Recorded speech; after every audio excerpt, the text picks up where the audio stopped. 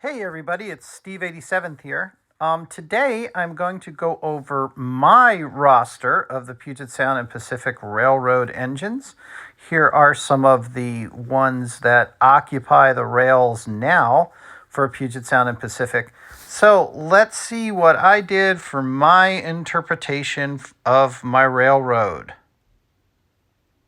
The parade of engines, the first one that has been considered complete is my 70-ton GE switcher. It's a Bachmann DCC on board. I haven't changed anything out of it. I've numbered it as the DOD number should be right now.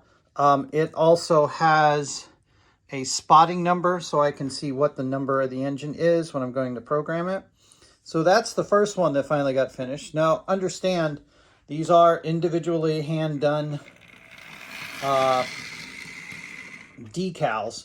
So it took a little bit of time to get these decals done. Okay, my second engine that I finished for my U.S. Navy fleet, yes, I have a fleet of Navy engines, is my GE 44-ton Bachmann engine. This is also DCC on board, so it's the same as the other engine. You can see here, this one has the same markings on it, again, individually. And this one is number 56, and it also has the number 56 up on the roof. Now, I actually will have two military bases on the layout, which will happen in the future. I know I keep saying it, but everybody has future plans. There is actually a shipyard, which the 19 will be at. And then, the weapons depot will have the number 19 engine, the 70-tonner. The shipyard will have to actually have this engine, which is the number 56, which will both have interchanges. So that's my Navy fleet. Okay, model railroaders, now comes my Puget Sound and Pacific lineup. Okay, the first engine that we have, this is an old Atlas Trainmaster engine, I believe. It's an XFEC 401 that I renumbered into 404. Okay, and it's got all of its lettering done for it for the Puget Sound and Pacific. I still have some work I have to do on this. This is one of the engines that Jason did for the installations for me, and he put in a tsunami sound in there. It also needs some ditch lights, so it will more than likely do some stuff in the future. I'll have to do some work on it. But yeah, so that's my Jeep 40. That's the biggest engine that I have in the fleet. And I'm going to keep it that color, so it's the actual way that the road number is right now.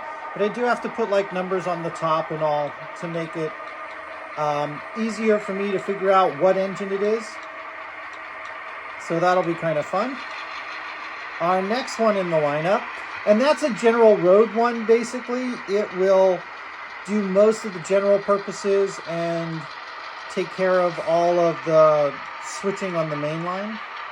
So this is my oldest one that I've done, which is the Puget Sound and Pacific. We're going to move this up just a little bit.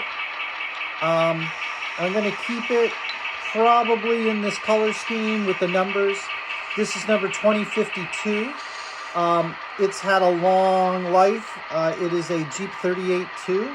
It does not have the appropriate markings on. Well, it has the markings on it, but this center section actually needs to be updated, and I also have to put the lights on it as well to make sure that I get all of that done.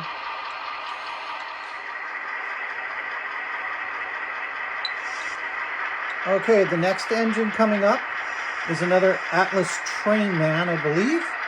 Yep, this is 2154. It will do general switching operations. The 2052 will actually be left at the grain elevator for use there to move all the grain cars.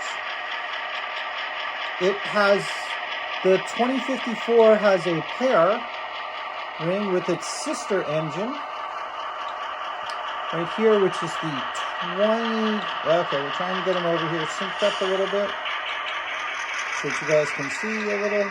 There we go, let me slow him down, which is the 2153.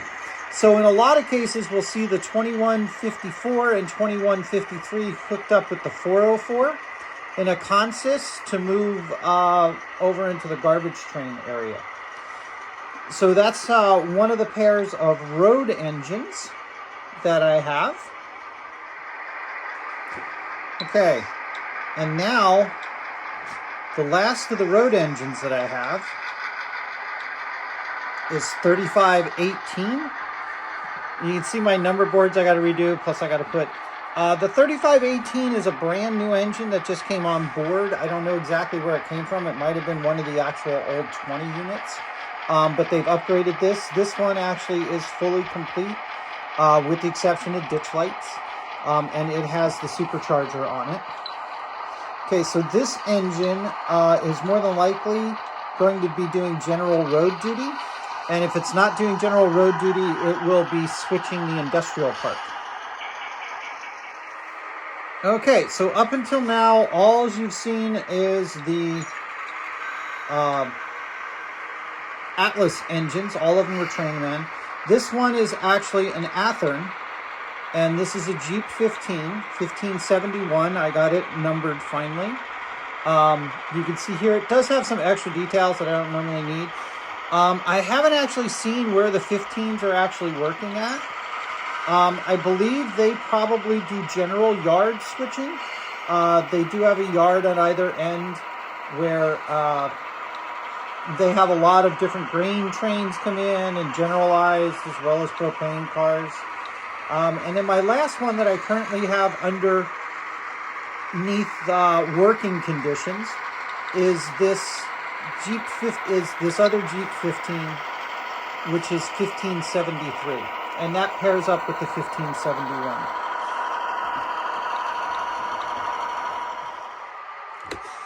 Now there is one last engine, but it has a long way to go. And I think I may actually commission this for somebody. This is actually a Jeep 20 from BLI. This Jeep 20 is within the force. I forget which the number is. It might be 2099 or 2091. Yeah, I know it's a little loud in here with all the engines on. But this is a BLI Jeep 20. I also have another one on kind of back order, so I don't know what I'm going to do with it. But I might have somebody go ahead and paint this up. This is actually used in the auto rack area to switch the auto racks out. So that'll be the last one to complete the fleet of what is on the junior sort of railroad, or the what would be the Puget Sound and Pacific area of operation. So that's kind of the overview of all the engines that I have. So you can see here, we've got a nice little setup of them around the track. So that actually constitutes the Puget Sound and Pacific roster as of right now. There are a few other engines that they have. They're new ones. They switch in and out. But other than that, that's what I'm going to do. One of the features, just like all the other engines that I saw with the Navy engines, you can see here that I've put the road numbers on the top of the engines, so they're a lot easier to see, because sometimes trying to bend down to get the right number on the side's a little bit difficult.